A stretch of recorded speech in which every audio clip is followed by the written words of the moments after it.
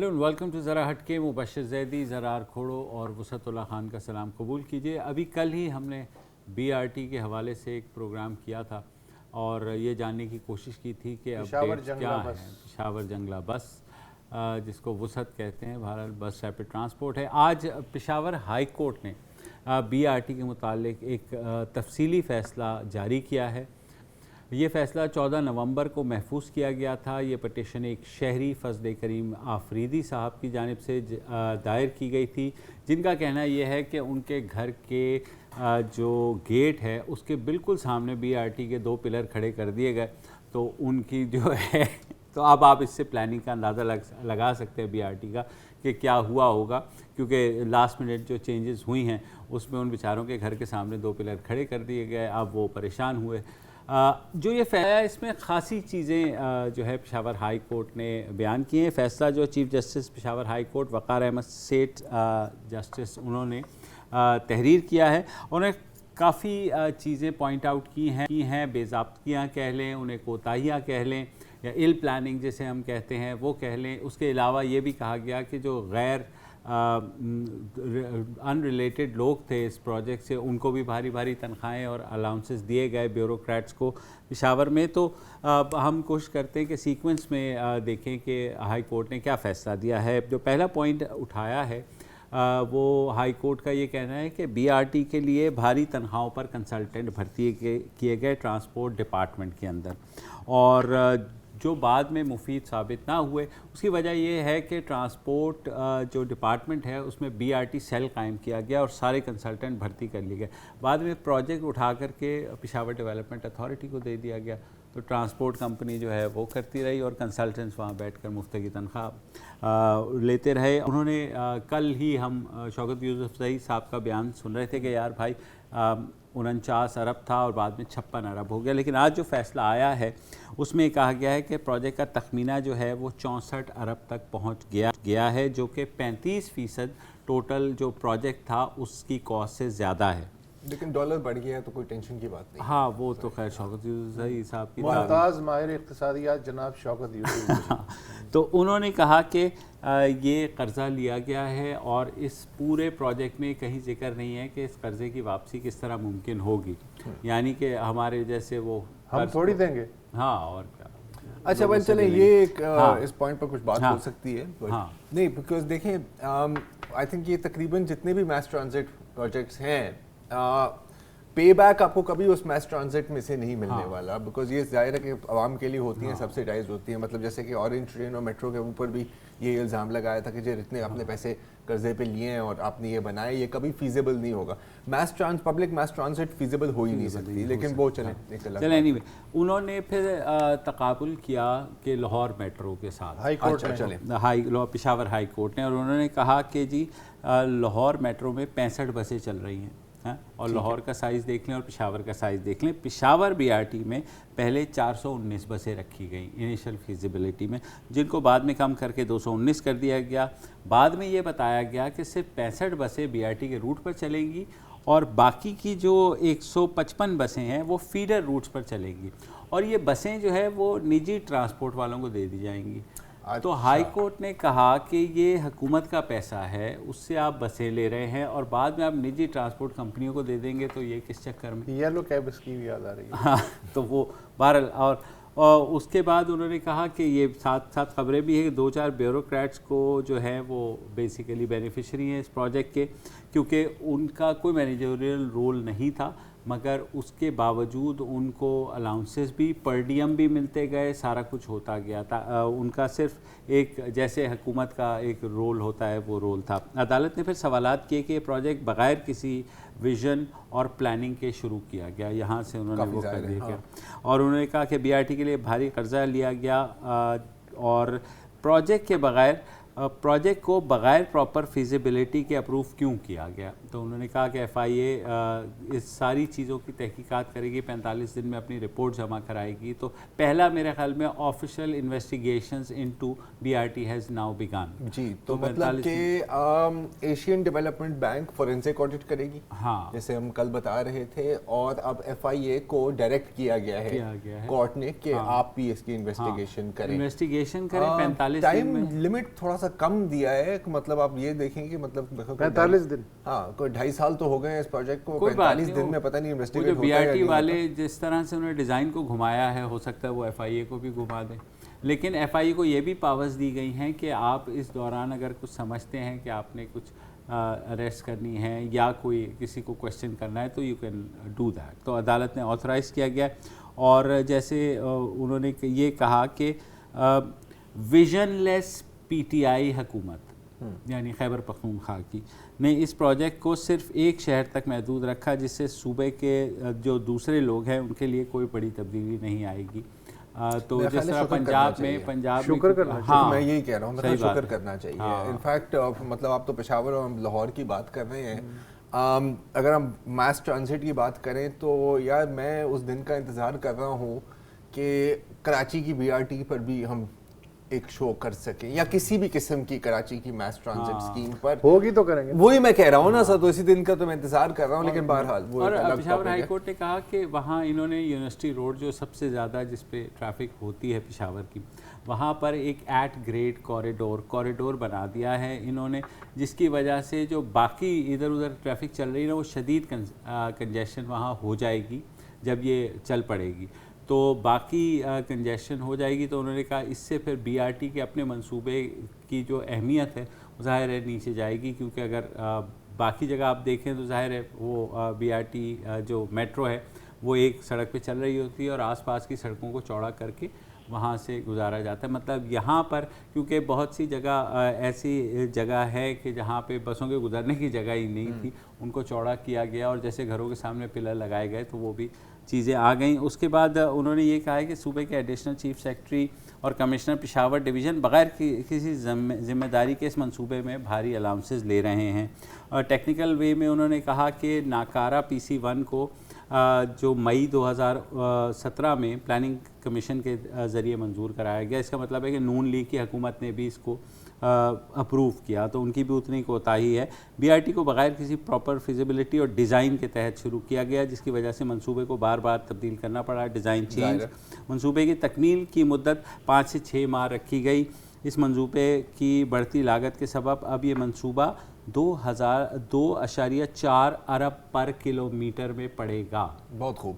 तो आप देख सकते हैं कि मंसूबे की लागत में जैसे मैंने कहा 35% इजाफा, और कुछ जगह तो इस मंसूबे की लागत में 3 जगह हैं इसमें उसे पैकेज 6 कहा गया है एक टुकड़ा, जिसमें 237% कॉस्ट पड़ी है।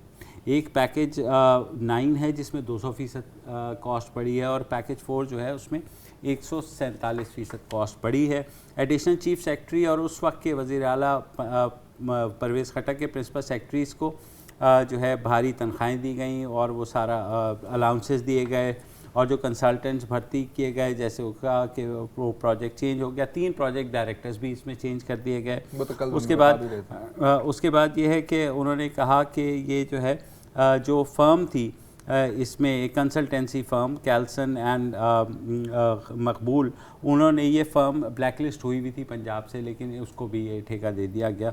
और उन्होंने कहा कि जो बाद में कि जो यूनिवर्सिटी रोड है अगेन उस पे मसाइल होंगे। तो अब इंटरेस्टिंग होगा कि प्रोब देखो 45 दिन में जब वो करके आता है। मैं तो अब भी ये कह रहा हूँ कि इसको बचाने का आखिरी हरबा ये है कि इसका ठेका मलिक रियाज साहब को दे दिया जाए, वो 6 महीने में सीधा कर देंगे इसे। चलिए, आपने मलिक रियाज साहब की बात की तो उनसे रिलेटेड भी एक खबर है, वक्फा लेते हैं तो उसके बाद बात करते हैं।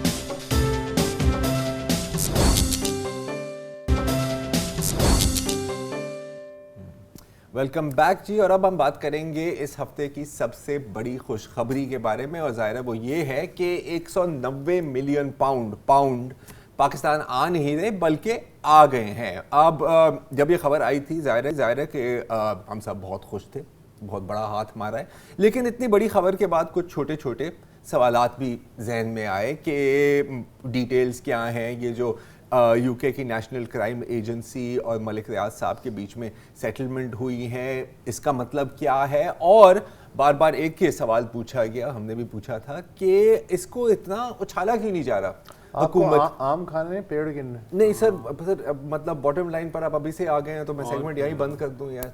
मतलब पॉइंट है कि यही जो बात है तकरीबन یہاں آج بھی شہزاد اکبر صاحب جو ہیں معاون خصوصی کچھ حد تک ان سارے سوالات کا جواب بھی دیا اپنے پریس کانفرنس میں. تو پہلے وہ سن لیں.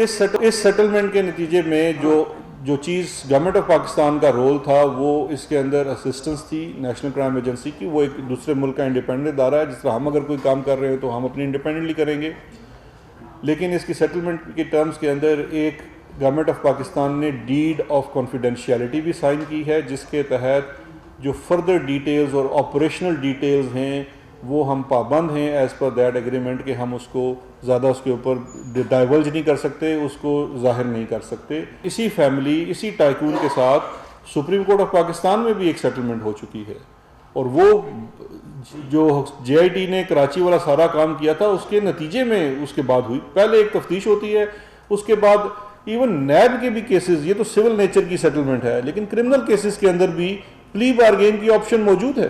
اگر ادارہ اس پہ ایگری کر جاتا ہے اور عدالت, کیونکہ پہلے چیئرمین نیب کو ایگری کرنا ہوتا ہے پھر عدالت, اگر وہ ایگری کر جاتے ہیں تو پلی بارگین تو وہاں بھی ہو سکتی ہے, لاس اگر فائنینشیل ہے. لیکن اس کے علاوہ اگر کوئی چیز ہے تو وہاں پہ وہ ایگزیکٹو کی اتھارٹی ہے کہ وہ کرے نہ کرے. لیکن اگر سیٹلمنٹ کرنا چاہیں تو میں تو کہتا ہوں کہ ہمارا پیسہ واپس کرے, ہمیں کسی کو جیلوں میں رکھنے کا کوئی شوق نہیں ہے. جی, تو یہ جو بات کی ہے کہ ظاہر ہے کہ ایک سیٹلمنٹ ہوئی ہے اور ہم زیادہ طویل نہیں کر سکتے. اچھا, بالکل state to state settlement, state to state ایک اگریمنٹ ہو سکتی ہے. ظاہر ہے کہ اس میں یہ پھر بھی ایک سوال اٹھتا ہے کہ آپ ابھی بھی بزنس ٹائکون ہی کہہ رہے ہیں, تو آئی تھنک لاجیکل بات یہ ہے کہ ایک سیپریٹ اگریمنٹ ملک ریاض اور حکومت کے بیچ میں بھی ہوئی ہے شاید, کہ یار یہ دیکھیں یہ معاملہ آ رہا ہے, پیسے آ رہے ہیں, بہت زیادہ میرا نام لینے کی ضرورت نہیں ہے. اچھا, ایک سوال اب اس کے بعد پھر بھی بچتا ہے, اور وہ یہ ہے کہ آپ کو یاد ہوگا کہ جب یہ خبر آئی تھی تو ملک ریاض صاحب نے ایک ٹویٹ کی تھی کہ یہ میں نے پراپرٹی بیچی ہے تاکہ میں سپریم کورٹ کو جو میں نے رقم ادا کرنی ہے وہ میں, انہوں نے کہا مجھے اپنا ذاتی گھر بھی بیچنا پڑا نا سپریم کورٹ کے لیے, میں بیچ دوں گا. آج انہوں نے یہ پشاور میں انہوں نے یہ پریس کانفرنس کی اور یہ انہوں نے بیان دیا ہے. تو ایک یہ سوال سب کے ذہن میں یہی تھا کہ کیا یہ پیسے وہی ہیں جو سپریم کورٹ کو دینے ہیں یا یہ دو الگ الگ معاملات ہیں, اور پھر یہی سوال شہزاد اکبر صاحب سے کیا گیا. نیشنل کرائم ایجنسی نے بھی ایک پریس ریلیز جاری کی ہے نا. اب اس پریس ریلیز کے اندر ہی اگر آپ دیکھ لیں تو اس کے وہ کیا کہہ رہے ہیں, وہ پیسے ادھر آ گئے ہیں.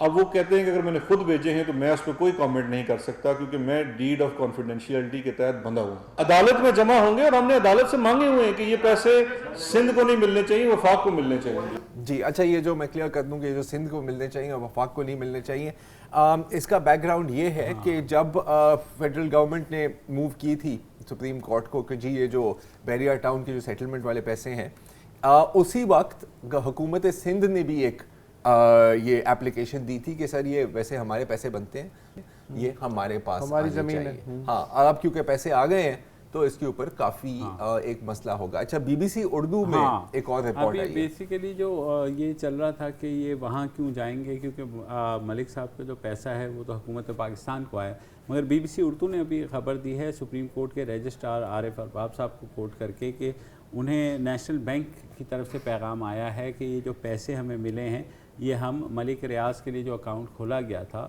سپریم کورٹ نے اس میں جمع کرانا چاہتے ہیں. یعنی یہ 460 ارب جو انہوں نے دینے ہیں اسی کی قسط تصور کی جائے. اب مجھے سمجھ نہیں آتی کہ حکومت پاکستان کے لیے یہ پیسہ آیا ہے تو وہ ملک ریاض صاحب کی پرسنل لائبلٹی کیسے اس سے کلیئر کر سکتے ہیں. اب مجھے نہیں پتا کہ یہ معاملہ لیگلی اس میں کوئی قانونی وہ ہے یا سیٹلمنٹ ہی یہ ہوئی ہے کہ ملک صاحب نے کوئی وہاں این سی اے کے سربراہ کو 4 فائلیں ٹکا دی ہیں. نہیں, دیکھیں جہاں تک این سی اے کا تعلق ہے, ٹھیک ہے, تو ان کا اگین پروسیجر کیا ہوتا ہے. آپ ان ایکسپلینڈ ویلتھ آرڈر سرو کرتے ہیں کہ وسعت بھائی آپ کے پاس یہ جو اتنے پیسے پڑے ہوئے ہیں یار یہ کہاں سے آئے, ٹھیک ہے. اب وسعت بھائی کو ثابت کرنا ہے کہ نہیں یار وہ میری ایک فرینچ فرائز کا ٹھیلا ہے یا جو بھی ہے, وہاں سے میں پیکو کی دکان ہے اس سے میں لمبے نوٹ کماتا ہوں, میں بھیج دیتا ہوں. اگر آپ نہیں کر سکتے تو پھر ظاہر ہے وہ ضبط ہو جاتی ہے. لیکن این سی اے بھی چاہتی تھی کہ یار جلدی ایک قانونی کارروائی میں ہم نے نہیں جانا, سیٹل کر لو. تو آبویسلی اس کا مطلب ہے کہ اس پیسوں کی جو منی ٹریل جو یہاں پر لفظ بڑا استعمال کیا جاتا ہے اس میں کوئی مسئلہ تھا, اس میں کوئی مسئلہ تھا. اگر مسئلہ نہیں ہوتا تو پھر سیٹل کرنے کی آپ کو ضرورت کیا ہے. ہو سکتا ہے 3 وے ڈیل ہوئی ہے ہاں جیسے منوپلی اگر آپ نے کھیلی ہے نا تو ہو جاتا ہے نا کبھی کبھی کہ ٹھیک ہے جی بے پیسے آ رہے ہیں اور کیونکہ اتنے پیسے آ رہے ہیں اور یہ ہمارے لیے ایک وکٹری ہے, یہ آپ کو ہم اتنی کنسیشن دے دیں گے کہ یہ آپ ایز یور قسط فار دا سپریم کورٹ جمع کر دیں. ایونچولی پھر وہ پیسہ تو آئے گا حکومت, وہ تو انہوں نے کہہ دیا ہے نا یار, دیکھو سپریم کورٹ نے اپنی کٹی میں تو نہیں رکھنا نا, انہوں نے اسٹیٹ آف پاکستان کو ہی دینا ہے. ملک ریاض صاحب کے لیے بظاہر اور ظاہر ہے, اور شہزاد صاحب بھی صحیح کہہ رہے ہیں کہ اب ساری ڈیٹیلز وہ نہیں بتا سکتے, آپ ان سے جتنے بھی انٹرویوز کریں وہ ایک ہی جواب دیں گے.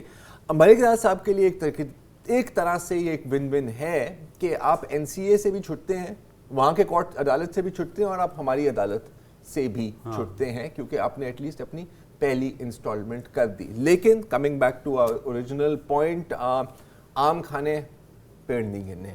تو اور یہ بات اس میں کی ہے, شہزاد صاحب نے یہ بھی بات کی تھی کہ جی ہم سیٹلمنٹ کا کوئی مسئلہ نہیں ہے, پلی بارگینز ہوتی ہیں, نیب بھی سیٹل کر لیتا ہے اگر سارے فریق آن دا سیم پیج ہوں. لوگوں کو ایسی جیل میں ڈالنے کا کوئی فائدہ نہیں ہے انلیس کوئی ریکوری ہو. تو I think that makes sense. مطلب اور بندہ ڈائریکٹ پیسہ واپس کرے یا فرنٹ مین کے ذریعے کیا فرق پڑتا ہے؟ کیا فرق پڑتا ہے؟ انفیکٹ یہی کافی باتیں ہو رہی ہیں کیونکہ اس کے بعد پھر شہزاد صاحب شروع ہو گئے شہباز شریف کے اوپر اور سو آن اینڈ سو فورتھ. اور وہ جو ڈیلی میل والی خبر تھی آپ کو یاد ہوگا, اس پر بھی کافی باتیں ہوئیں. تو لگ رہا ہے کہ کوشش تو ان کی یہی ہے کہ کسی طرح اس کو بھی ان کیسز کے ساتھ, یا کیسز کے ساتھ نہیں بٹ اسی آڑ میں کنیکٹ کیا جائے. اور ہو سکتا ہے کہ بیہائنڈ دا سینز ایسی بھی کوئی بات ہوئی ہے ملک ریاض صاحب. اور یہ ہے کہ حسن نواز نے جو یہ پراپرٹی اوریجنلی ملک ریاض کو بیچی, تو وہ حسن نواز کے خلاف بھی تو پروب چل رہا ہے. تو دیکھیں ہاں, لیکن ظاہر ہے کہ کوئی یہ کیس نہیں ہوگا کہ جی یہاں پر کوئی یہ نہیں پوچھے گا ملک صاحب سے کہ سر یہ جو اتنے پیسے واپس آئے ہیں یہ آئے کہاں سے تھے. ہاں یہ آم کھا رہے ہیں, آم کھائے گا تو یہ سردیوں میں کھاتا ہے آم. وقفہ لے لیں.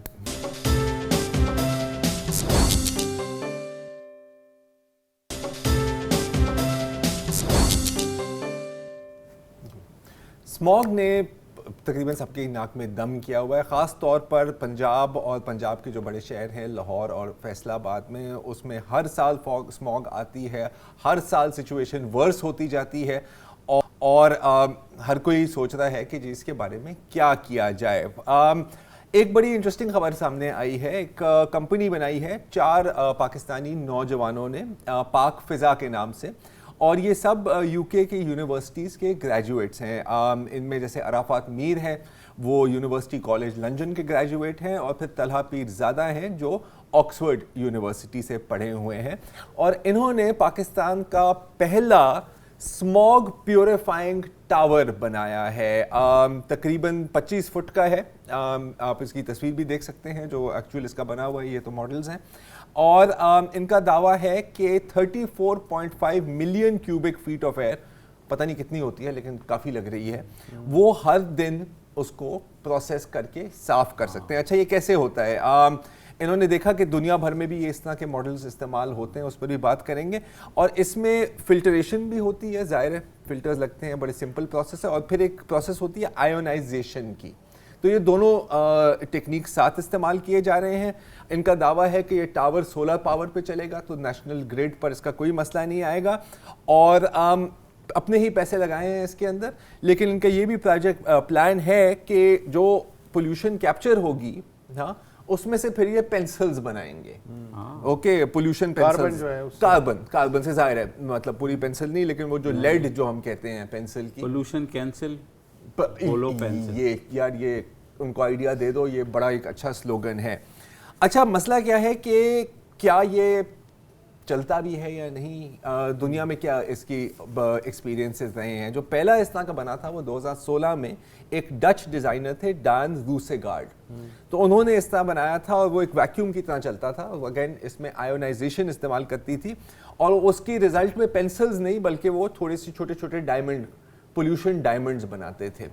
لیکن بدقسمتی سے یہ ایک آرٹسٹک ایگزیبٹ تو تھا لیکن زیادہ کام نہیں کیا. اس کو چین میں لگایا تھا, بیجنگ میں, اور جو اس کی ٹیسٹنگ ہوئی تھی اس کو پتہ لگا تھا کہ یار 10 میٹر دور کے 10 میٹر کے فاصلے کے اندر بھی یہ ایکچولی ایئر کو کلین نہیں کر رہا. اب یہ ڈیزائن فلا تھا یا یہ تھا کہ بھائی ایک پورے اتنے بڑے شہر میں, اور بیجنگ کی اس وقت جو پولیوشن تھی وہ بھی آپ کو پتہ ہے کہ کیا یہ کام کر بھی سکتا ہے یا نہیں. لیکن چین میں اور بھی اس کی ٹیکنالوجی کو پھر ڈیولپ بھی کیا گیا اور ژیان میں 5-6 لگائے گئے. اچھا, اب ظاہر ہے کہ جو پاک فضا والے جو نوجوان ہیں, their heart is in the right place, اور بالکل ایٹ لیسٹ اویئرنیس کے لیے اور ایز اے ٹیکنالوجیکل فیٹ یہ ایک بہت اچھی بات ہے, لیکن ظاہر ہے کمپلیٹ سلیوشن نہیں ہے. لیکن جو خوشخبری ہے وہ یہ ہے کہ ایک کمپلیٹ اسٹریٹجی بھی اناؤنس کی گئی ہے حکومت کی طرف سے. یہ پچھلے ہفتے میں, خیال شاید ہفتے کے روز کو, عمران خان, وزیر اعظم عمران خان نے ایک فنکشن میں یہ پوری اسٹریٹجی آؤٹ لائن کی, اور آن پیپر یہ میرا خیال ہے پرفیکٹ ہے. کیونکہ ایک تو اس میں یہ کیا گیا ہے کہ کیونکہ آپ کو پتہ ہے کہ زیادہ تر جو پولیوشن ہوتی ہے وہ ٹرانسپورٹ سیکٹر میں ہوتی ہے. ہم یوز کرتے ہیں یورو 1 یورو 2 کا فیول, جس سے پولیوشن بہت بڑھتی ہے. انہوں نے کہا کہ جی اب ہم صرف یورو 4 کی سٹینڈرڈز کی پیٹرول کو ہم کریں گے, اور 2020 تک ہم یورو 5, 2020 کی اینڈ تک ہم یورو 5 تک پہنچ جائیں گے, اگلے سال کی اینڈ تک, مطلب اس وقت. اچھا, آئل ریفائنریز کو بھی ایک 3 سال کی وارننگ پیریڈ دیا جائے گا کہ آپ اپنی کوالٹی آف آئل کو انکریز کریں گے, نہیں کر سکے تو پھر آپ کو شٹ ڈاؤن کیا جائے گا.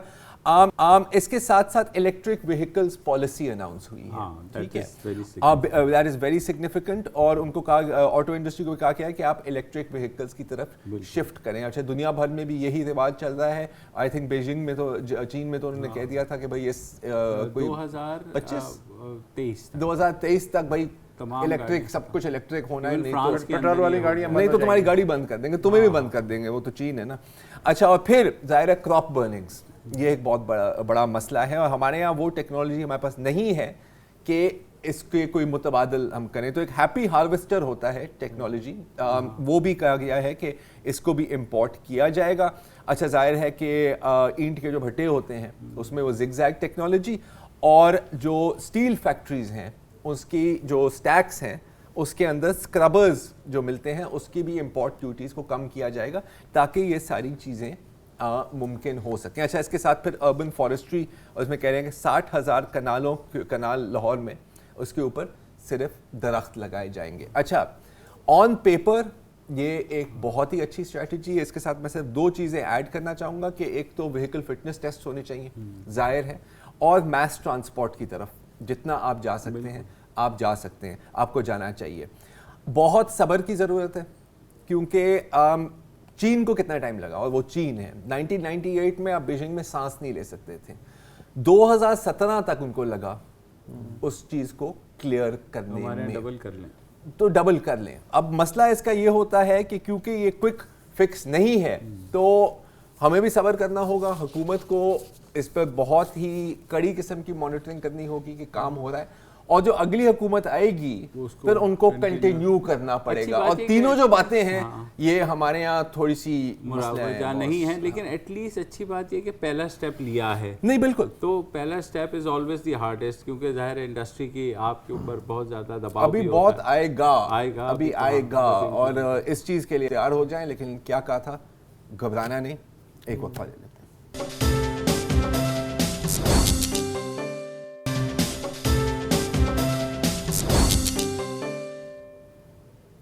Welcome back. افغانستان میں پچھلے 40 سال سے موت اور تباہی یہ کوئی خبر نہیں ہے, لیکن اس خبر کے دوران بھی کبھی کبھی ایک خبر ایسی آ جاتی ہے کہ جس سے خود افغان سوسائٹی کو بھی ایک بڑا دھچکا محسوس ہوتا ہے. کل ایک ایسی خبر آئی جس کی ہر طبقہ فکر کا آدمی مذمت کر رہا ہے. ایک جاپانی نژاد ڈاکٹر ہیں, ڈاکٹر ٹیٹسو ناکامورا. ان کی ایک تنظیم ہے پیس جاپان میڈیکل سروس. کل وہ جلال آباد اپنی ٹیم کے ہمراہ دفتر جا رہے تھے کہ اچانک ایک شب خون ہوا اور ان کی ٹیم کے 5 ارکان فوری طور پہ ہلاک ہو گئے, جبکہ ڈاکٹر ناکامورا کو شدید زخمی حالت میں ہسپتال منتقل کیا گیا اور انہوں نے وہاں دم توڑ دیا. عمر ان کی 73 برس تھی.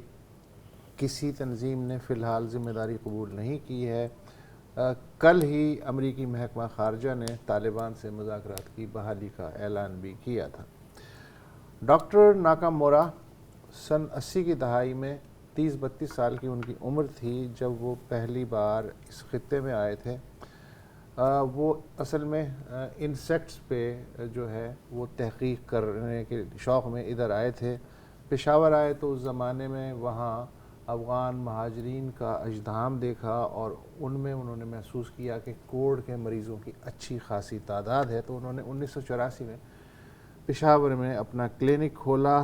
پھر جب سوویت فوجیں افغانستان سے واپس چلی گئیں تو 1989 میں وہ ننگرہار صوبے منتقل ہو گئے. کل ملا کے ڈاکٹر ناکامورا نے کوڑ کے 36,000 اور ملیریا کے 20,000 سے زائد مریضوں کا علاج کیا.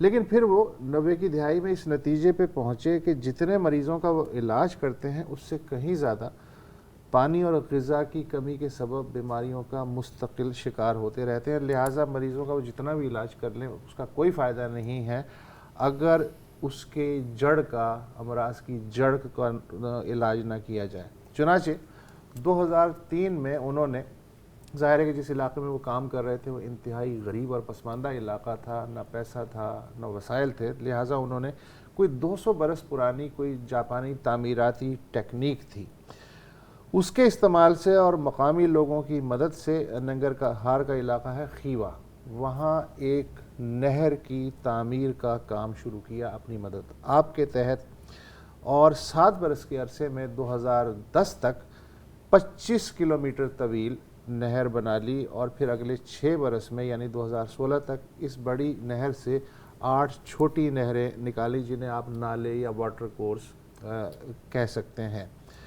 اس سے فائدہ 4 اضلاع کو ہوا, 4 اضلاع کے 10 لاکھ سے زائد لوگوں کو ہوا اور 16,000 ہیکٹر زمین سیراب ہو رہی ہے ڈاکٹر ناکامورا کی وجہ سے.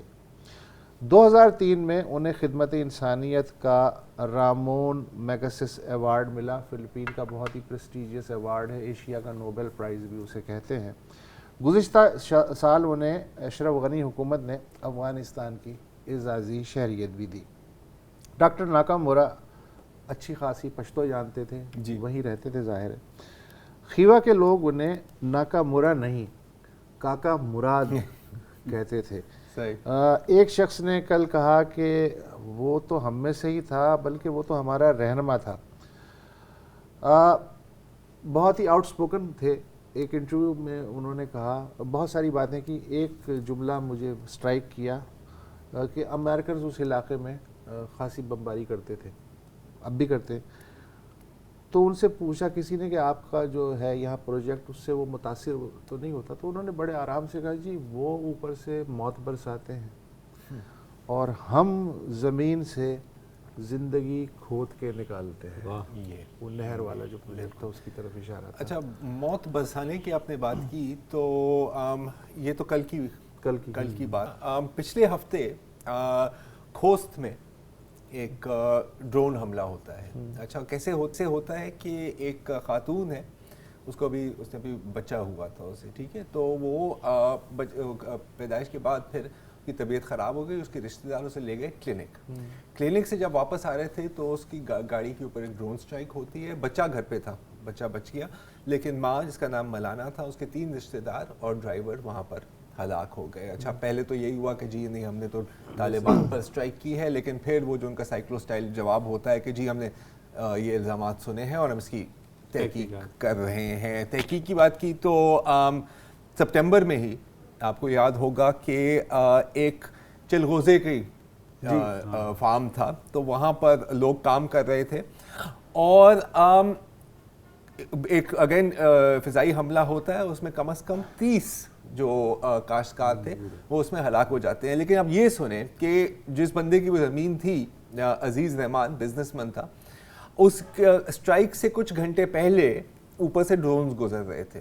تو اس نے کال کی اپنی کسی کانٹیکٹ کو افغانستان کی انٹیلیجنس ایجنسی میں, اس نے کہا کہ سر یہ ہم ہیں. تو وہ ہنس کے اس نے بولا کہ یار نہیں وہ تمہیں کیوں بوم کریں گے, اور اس کے چند گھنٹے بعد ایسا ہی ہوا. انفیکٹ یہ جو تیسرا حصہ رہا ہے اس سال کا, اس میں ریکارڈ سویلین کیجویلٹیز ہیں. یہ اور یہ کمپٹیشن چلتی رہتی ہے کہ یہ زیادہ افغان حکومت اور یو ایس کے ہاتھ ہو رہے ہیں یا طالبان اور داعش کے ہاتھ ہو رہے ہیں. Collateral damage sir. Collateral damage. فی الحال آج اتنا ہی. کل جمعہ ہے, آپ سے براہ راست گفتگو ہوگی. فی الحال اجازت دیجیے. خدا حافظ.